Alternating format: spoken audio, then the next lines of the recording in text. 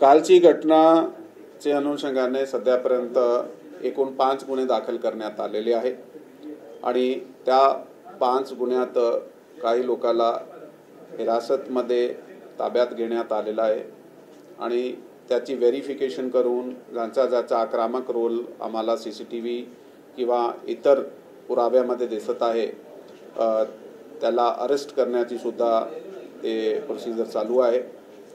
आणि त्याचबरोबर कालची जी घटना होती त्यामध्ये नागरिक जे आहे गावाचे त्यांना कोणालाही इजा झालेली नाही आहे। ज्या ठिकाणी काही व्हेकलची तोडफोड झाली किंवा काही स्ट्रक्चर्स जे आहे त्यांना नुकसान करण्यात आला त्याचे पंचनामे झालेले आहे। त्याप्रमाणे गुन्हे दाखल होऊन पुढील प्रोसिजर्स आम्ही सांगितलेला आहे ते चालू आहे। गावात सध्या पूर्णपणे शांतता आहे। 163 BNSS चे जे प्रोहिबिटरी ऑर्डर्स आहे ते सध्या चालू आहे आणि त्याप्रमाणे नागरिकाला आमची जे पेट्रोलिंग टीम्स आहेत त्या आवाहन सुद्धा करते की आपल्याला सर्वांनी गावात शांतता ठेवायची आणि 163 BNSS चे जे प्रोहिबिटरी ऑर्डर इश्यू केले गेले आहे त्याचा त्यांनी अनुपालन करावे। गावाचे लोकांकडून पण ते आम्हाला सहकार्य भेटत आहे। ज्येष्ठ नागरिक वरिष्ठ नागरिक गावाचे आहेत त्याच्याबरोबर आमचे वेगवेगळे टीम्स मीटिंग करीत आहात। गावात पेट्रोलिंग पार्टी गावाचे लोकांबरोबर डायलॉगमध्ये आहे आणि शांतता झालेली आहे। आमची जो पेट्रोलिंग पार्टीज आहे फिक्स पॉइंट बंदोबस्त आहे ते गावात तसे आम्ही ठेवले आहे। काल रात्री सुद्धा चोखपणे बंदोबस्त लावण्यात आला होता। आज सुद्धा चोखपणे बंदोबस्त लावण्यात आला होता। नागरिकाला सर्वाला आव्हान आहे की यामध्ये त्यांनी प्रशासनाचा पोलीस प्रशासनाचा सहकार्य करावे, त्यांना कायद्याचे अनुपालन केला पाहिजे। त्याचा कुठलाही भंग झाल्याने ते सक्तीची कारवाई केली जाणार आहे।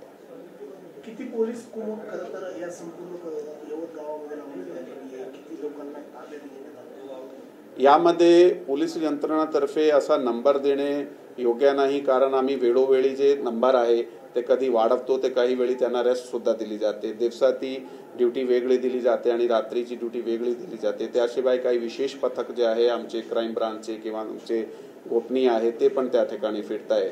तसं आपण पकडला तर SRPF ची कंपनी आहे, आमची RCP ची कंपनी आहे। हा दोघाला जर आपण पकडला 150 लोक तर तीच होऊन जात आहे। त्याच्याबरोबर स्थानिक पोलीस आहे, बाहेरून आलेला जिल्ह्याचे इतर पोलीस स्टेशनकडून आलेला बंदोबस्त आहे आणि त्याला आम्ही शिफ्ट वाईज बंदोबस्त देत आहोत। तरी पेट्रोलिंगसाठी आमचे DYSP रँकचे ऑफिसर, त्याच्याबरोबर PI रँकचे ऑफिसर, त्याच्याबरोबर API PSI ही पेट्रोलिंग करत आहे। त्याचे फिक्स पॉइंट सुद्धा आहे आणि एकूण परिसरामध्ये जे पोलीस डोमिनेशन आहे ते करण्यात आलेली आहे। 5 ठिकाणच्या खरतर FIR नोंदवल्या गेलेल्या आहेत, कोणती ही ठिकाणं आहेत? हे जे FIR दाखल करण्यात आलेले आहे ते ज्या जागेवर जसा आपण काल गावात आपली टीम सुद्धा जाऊन आलेली आहे, तुम्ही सगळं पाहिलेलं आहे। त्याची व्हिडिओग्राफी आता सगळे ठिकाणी झालेली आहे की जसा रेल्वे स्टेशन रोड आहे, सहकार नगर आहे, इंदिरानगर आहे आणि गावाचा मध्यवर्ती भाग आहे ते जे 4 ठिकाण आहे त्या ठिकाणचे लोकांची जे तक्रार आहे ते घेऊन ते गुन्हे दाखल करण्यात आलेले आहे आणि त्यामध्ये काही लोकांना ताब्यात घेऊन त्याला अटकेची कारवाई सुद्धा चालू आहे। कोणत्या कलमांनुसार यांच्यावरती गुन्हे दाखल करण्यात आलेले, कोणते कलम खरतर वापरण्यात आले? हो, यामध्ये आपल्याकडे आता वेगवेगळे गुन्हे ते कलमामध्ये वेगवेगळी व्हेरिएशन होऊन जाते। त्याच्यात जे गुन्हा आहे पहिला गुन्हा जे आम्ही दाखल केलेला आहे ते एक 353(2), 196 1 आणि 299 BNS प्रमाणे करण्यात आलेला आहे। दुसरा एक गुन्हा जे आहे ते 189(2), 191(2), 191(3), 190, 299, 302, 109, 74, 324(2), 5, 333 असे कलमामध्ये आहे। असा दुसरे गुन्ह्यामध्ये हीच कलम आणि काही एक्स्ट्रा कलम लावण्यात आलेले आहे। खरं तर या दौडमध्ये 26 तारखेपासून तणाव होता। हो, मात्र असं देखील बोललं जाते की परवा ज्या ठिकाणी सभा झाली त्याच्यामुळं प्रक्षोभक वक्तव्य केली गेली आणि त्यानंतर हा जो आहे तो कालचा प्रकार घडलेला आहे। खरं तर हे येते स्टेटसवरती, मात्र तो स्टेटस ठेवला होता तो मध्य प्रदेशमध्ये, याच्यामधलं काय लिंकिंग आतापर्यंत समोर आलं? ती काय आहे, काल पण हे प्रश्न आपण विचारले होते, त्याचं तेच इन्व्हेस्टिगेशनमध्ये आमच्याकडे काय निष्पन्न होतील की त्यामध्ये अजून कुठले प्रकारचा सहभाग आहे, ते इन्व्हेस्टिगेशनचा मुद्दा आहे. जसा निष्पन्न होईल आम्ही आपल्याला सांगणार आहे. कारण सध्या परिस्थिती हे आहे की गुन्हा घडला होता, त्या गुन्हा दाखल करण्यात आला होता, आरोपीला अटक करण्यात आली होती, त्यामध्ये निषेध मोर्चे झाले होते, चोखपणे बंदोबस्त लावण्यात आला होता, गावात शांतता होती.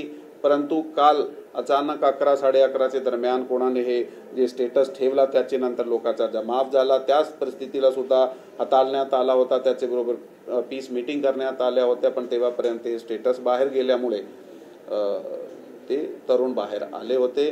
हां, ही सगळी गोष्टीने सोशल सायकॉलॉजीमध्ये मागचे 5-7 दिवसामध्ये काय काय काम केले आहे ती आपल्या समोर येईल इन्व्हेस्टिगेशनमध्ये. असा कोणत्याही एक विषय इंडिपेंडेंट नसते, खूप सारे फॅक्टर्स एका घटनाला जन्म देत आहे. परंतु एका वेळी जर आपल्याला एका ठिकाणचा माहोल माहीत आहे की आज असा आहे, त्यावेळी कुठलाही पाऊल उचलण्याचे अगोदर कोणीही असू द्या, कुठलेही कायदा व्यवस्थेचा असू द्या किंवा गुन्हेगारीचा असू द्या, नागरिकांनी विचार केला पाहिजे. ते विचार करण्यात आला नाही. ज्यांनी काल गुन्हे केले आहेत त्यांनी असला कुठलाही विचार केला नाही, म्हणून त्यांच्या विरुद्ध आता गुन्हे दाखल झालेले आहेत सर्वांच्या विरुद्ध. नागरिकांमध्ये अशी चर्चा आहे की विशिष्ट घटकामार्फत झाले किंवा 2 घटकांमध्ये ही ह्या घटना झाल्या आणि वेगवेगळी चर्चा करताना दिसते, कारण याची स्पष्टता अजून कुठेही आली नाही. एकंदरीत याची माहिती आपल्यापर्यंत पोहोचली, कारण काल विशिष्ट घटक होता का 2 घटक होते, अशी कोणती माहिती आपल्यापर्यंत आलेली आहे?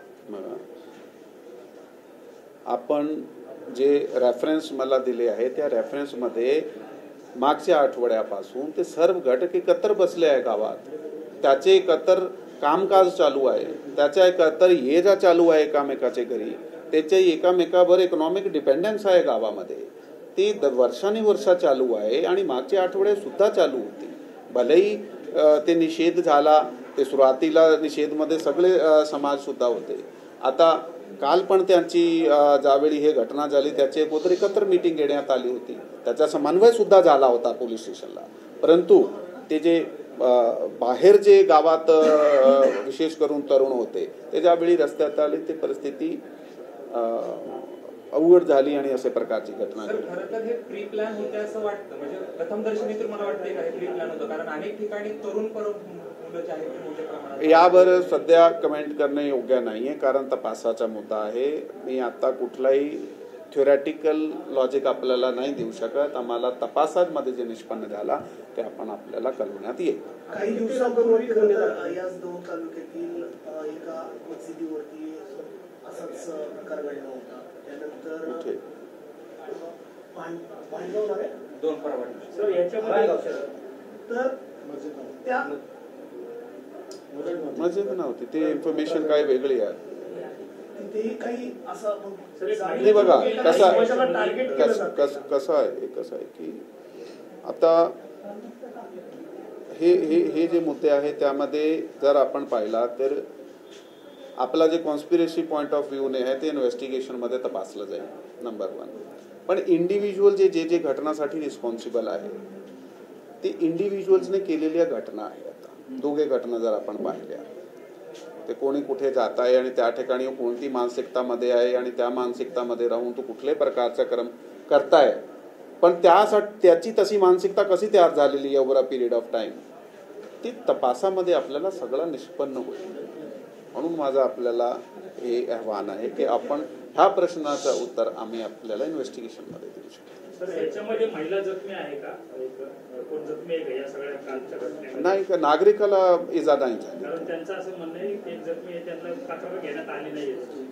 आपण असा कुठल्याही प्रकारचा आमच्याकडे रिपोर्ट झालेला नाहीये. आता सुद्धा आम्ही बसलोय, एका मिनिटामध्ये जर आमच्याकडे कोणी तक्रार दिली, आम्ही जिथे 5 गुन्हे दाखल केले आहे आम्ही ते गुन्हा सुद्धा दाखल करू. असले प्रकार का कुठलाही आमच्याकडे रिपोर्टिंग झालेली नाही आणि या गावात फिरून आम्ही लोकांना विचारलेलं आहे. ऑलरेडी जी इथली परिस्थिती आहे ते शांत झालेली आहे. त्याच्यात आता आमचा आपला सर्वाचा नागरिकाचा समाजाचे सगळे घटकाचा हीच आपली जबाबदारी आहे की आपण लोकांना हीच आवाहन करणार आहे की आता तुम्ही शांतपणे ह्या कायदा व सुव्यवस्थेचं अनुपालन करा आणि ऑलरेडी लोकांनी त्यामध्ये खूप सहकार्य केलं आहे. ते असंही आपल्याला सहकार्य करणार आहे, म्हणून इथली परिस्थिती पूर्णपणे शांत झालेली आहे.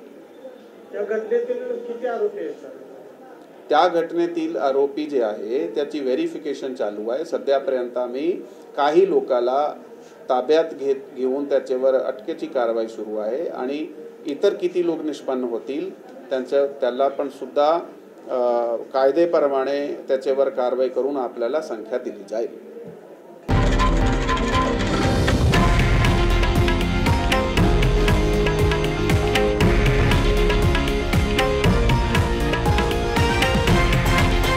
हे आहे देशातील नंबर 1 न्यूज नेटवर्क आणि आपण पाहत आहात TV9 मराठी, एकमेव.